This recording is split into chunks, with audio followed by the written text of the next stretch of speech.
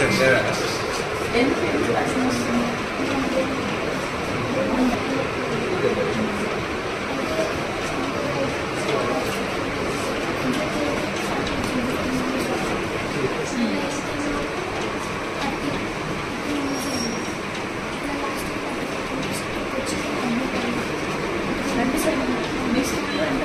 క్లాస్లో ఉన్న వాళ్ళందరూ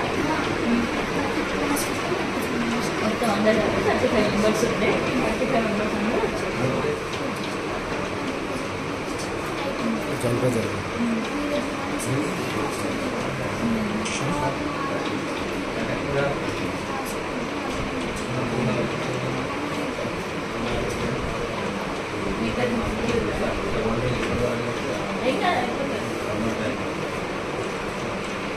ఓన్లీ వామిటింగ్స్ ఈరోజు కూడా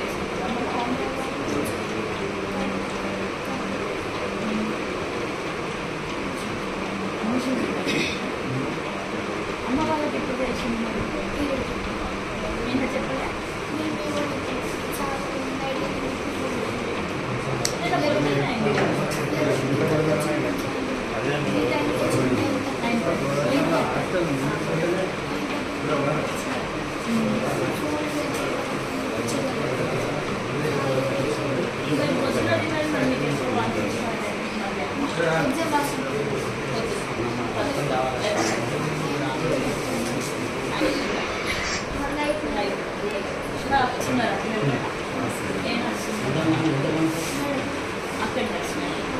ఇక్కడ అంటే ఇక్కడ హాస్పిటల్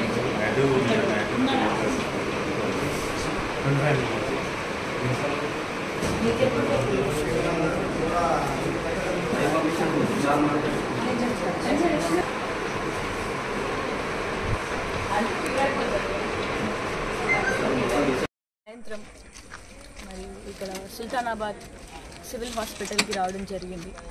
మరి ఇక్కడ రావడానికి గల ముఖ్య కారణం ఏంటంటే ఇదే సుల్తానాబాద్ పట్టణంలో ఉన్నటువంటి శాస్త్రీనగర్లో ఉండేటటువంటి గురుకుల స్కూల్లో పిల్లలు ఆహారం తిని అది ఫుడ్ పాయిజనింగ్ లెక్క మారడం జరిగింది.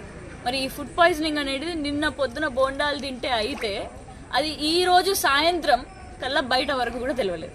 కనీసం వాళ్ళ తల్లిదండ్రులకి కూడా పిల్లలకి ఫుడ్ పాయిజనింగ్ అయిందని ఇన్ఫర్మేషన్ కూడా ఇవ్వలేదు.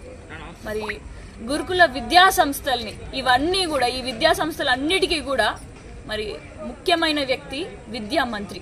ఆ విద్యాశాఖ మంత్రి ఆ విద్యా కేంద్రం ఎవరి దగ్గరనో కాదు, మన ముఖ్యమంత్రి రేవంత్ రెడ్డి గారి చేతుల్లోనే ఉంది.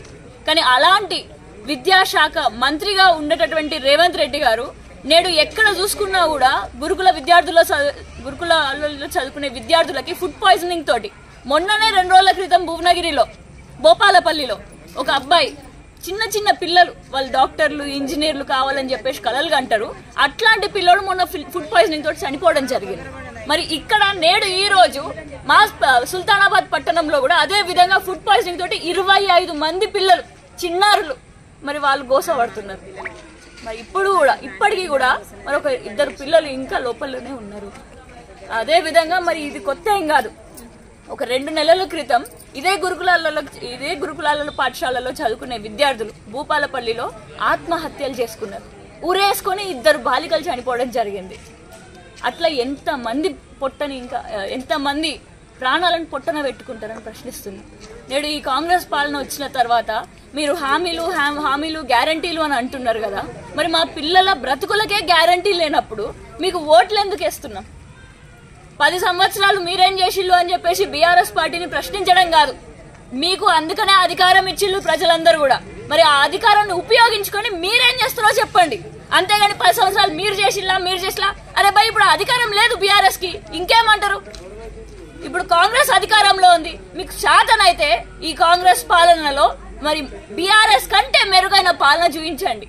అంతేగాని చాతగాక ఈ మా పిల్లలు మా చిన్నారులు చచ్చిపోతున్నా కూడా మీరు కనీసం పట్టించుకోకుండా, మీరు కనీసం అసలు ఒక ఫుడ్ ఇన్స్పెక్టర్ ని కూడా పంపించలేకుండా, అదే విధంగా మరి వీళ్ళ సైకలాజికల్ టెస్ట్లు చేయమని చెప్పేసి డిమాండ్ చేస్తే దానికి కూడా కనీసం పట్టించుకోకుండా అసలు విద్యాశాఖనే నిర్లక్ష్యానికి గురి చేస్తూ మరి విద్యాశాఖ మంత్రికి కూడా సపరేట్ మంత్రిని పెట్టకుండా విధులు నిర్వహిస్తున్నారు అని అంటే మీరు రాజకీయం చేసేది కేవలం పదవుల కోసమా అని చెప్పేసి ప్రశ్నిస్తున్నాం.